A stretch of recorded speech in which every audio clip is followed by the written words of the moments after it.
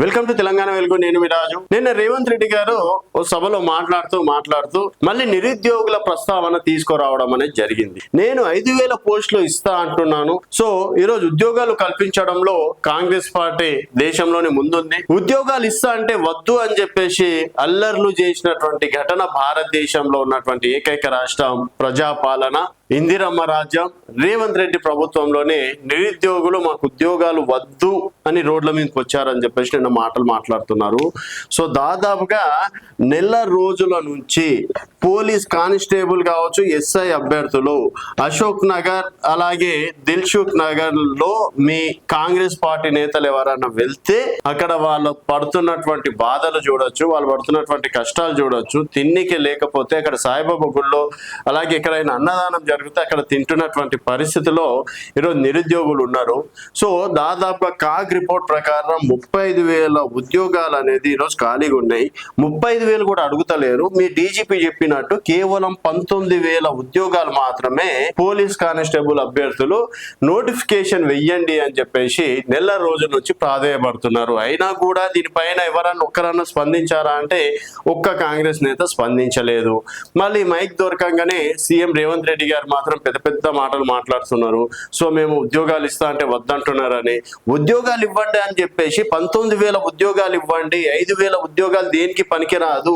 ఒకవేళ ఈ 5,000 ఉద్యోగాలు అనేది రేపు నోటిఫికేషన్ వేస్తే హైదరాబాద్ రంగారెడ్డి చుట్టుపక్కల వాళ్ళకి 2,000 అంటే 2,000 ఉద్యోగాలు వాళ్ళకే వెళ్ళిపోతాయి. మిగిలిన 3,000 ఉద్యోగాలతోటి 33 జిల్లాలో ఉన్న వారికి రిజర్వేషన్లు 33% మహిళా రిజర్వేషన్లు, ఎన్సీసీ రిజర్వేషన్లు ఇవన్నీ పోతే దాదాపుగా ఎన్ని పోస్టులు వస్తాయి? ఒక్కొక్క జిల్లాకి 10 అంటే తిప్పి కొడితే 10, 20 జాబులు కూడా అంటే పోస్టులు కూడా ఉన్నటువంటి పరిస్థితి. సో 5,000 నోటిఫికేషన్ ఇచ్చి మళ్ళీ మేము నోటిఫికేషన్ ఇచ్చినామని చెప్పేసి చెప్పుకోవడం ఎందుకు? అదేదో ఇచ్చేది 19,000 నోటిఫికేషన్ ఇవ్వచ్చు కదా. గత ప్రభుత్వం కూడా 10,000, 12,000, 15,000 నోటిఫికేషన్లు ఇచ్చినాయి. వాళ్ళు కూడా ట్రైనింగ్ లో పెట్టిర్రు, వాళ్ళకు కూడా గ్రౌండ్ లో సరిపోయినాయి, వాళ్ళు కూడా జీతపద్యాలు ఇచ్చారు, వాళ్ళు కూడా భోజనం పెట్టడం అనేది జరిగింది. సో ఈరోజు గ్రౌండ్ లో తక్కువ ఉన్నాయి అవి ఇవి అని చెప్పేసి మరి గత ప్రభుత్వానికి పాసిబుల్ అయినాయి, ఈ ప్రభుత్వానికి ఎందుకు పాసిబుల్ అవ్వట్లేదు?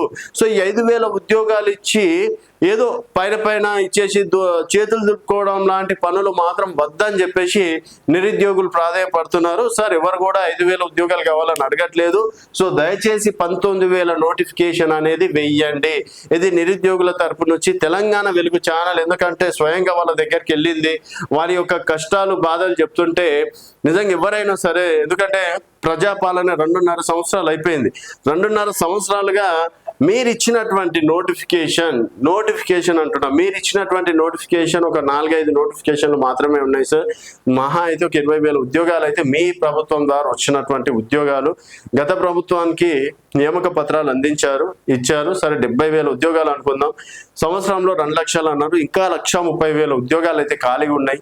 2.5 సంవత్సరాలు అయిపోయింది కాబట్టి సరే 2.5 సంవత్సరాలు స్పెషల్ ఒక 70,000 ఉద్యోగాలు ఇవ్వండి, మరొక నెల ఇంకో 70,000 ఉద్యోగాలు ఇవ్వండి, 2 లక్షలు కంప్లీట్ చేసుకున్న వాళ్ళు అవుతారు.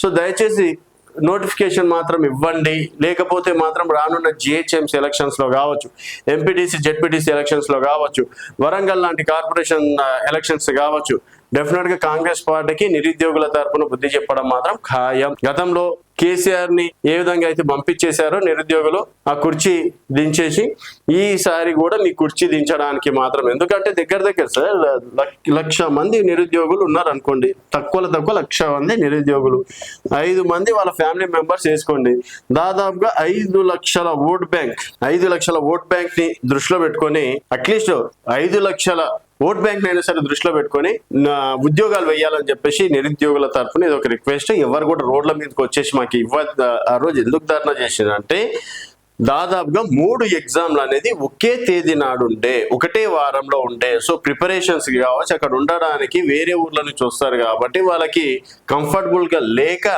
తేదీలని మార్చండి అని చెప్పేసి ధర్నాలు చేశారు. కానీ మాకు ఉద్యోగాలు వద్దని చెప్పేసి ఎవ్వరు కూడా ధర్నాలు చెయ్యలేదు. ఇది నిజం. ఎవరు కూడా ఉద్యోగాలు ఇస్తా అంటే ఎవరు కూడా కాదన్నారు. సో నిరుద్యోగులు కూడా మీ గెలుపులో అంతో పార్ట్ ఆఫ్ చాలా మంది మీకోసం పనిచేసిండ్రు, వాళ్ళని మర్చిపోయినా పర్లేదు, కానీ నిరుద్యోగులను అయితే మర్చిపోకండి అని చెప్పి స్పెషల్ రిక్వెస్ట్. చూస్తూనే ఉండండి తెలంగాణ వెలుగు.